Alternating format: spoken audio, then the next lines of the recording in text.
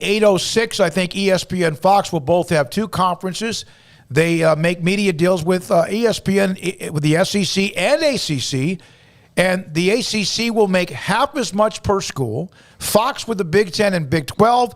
The Big 12 will make half as much as the Big Ten schools. 4 conferences, 16 to 18 teams apiece. If you make half of what the SEC and Big Ten are making, you're making about $50 million a year. That's a bump for both conferences. Big time.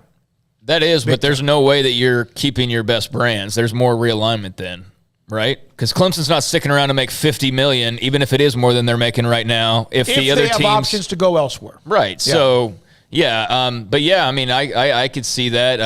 Certainly there's the consolidation piece that everybody has talked about. Who's talked realignment has talked about where this ultimately leads us. And I don't know that, except for those in charge, anybody really knows, because depending on who you ask, it's the NFC, AFC thing, and then nothing else matters.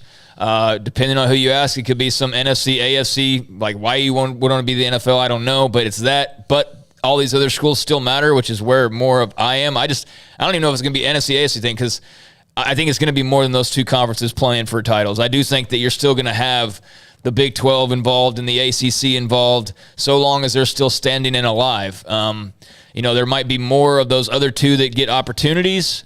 There's certainly going to be more money, but I don't know. I'm just having a really hard time seeing where we just go down to like 32 teams or 40 teams and just go, this is college football, and everything else isn't really big-time college football. And maybe, for some people it's already that way to some extent, but I don't know. You're leaving a lot of schools, a lot of programs, a lot of people out in the cold, and I don't know that that's even best for business. It's best for about 40 schools, but is that best for the sport? Is that best for the landscape? I don't think that it is. It's the best. It all depends on who you ask. If you're one of the 40, then sure. Yeah. But if you're everybody else, no. And there's a lot of everybody else's out there. But there are others, and there are coaches. And Nick Saban mentioned this, and I mentioned the interview with Greg McElroy. He's a have. He's a part of the ultimate have. But he seems to even not so sure he likes that. Now, you could say that, it's easy for him to say. Maybe we'll start to see some of the other schools or coaches, bigger name coaches around the country, themselves start to say a little bit more about where we are as Big 12 media days. And then there's also the SEC and the ACC and the Pac-12 and much more. Maybe someone like Dabo Swinney will say something. Maybe, again, what they say, does it move the needle? Some more than others. Some more than others. From Joel, looking at the brands by viewership and, of course, competitive is on the field. Oklahoma State, Baylor, more than hold their own. In fact, some respects, including viewership, they're better than Washington. I tell you right now, I said this on the podcast earlier today, give Baylor or Oklahoma State, for that matter, or Texas Tech even.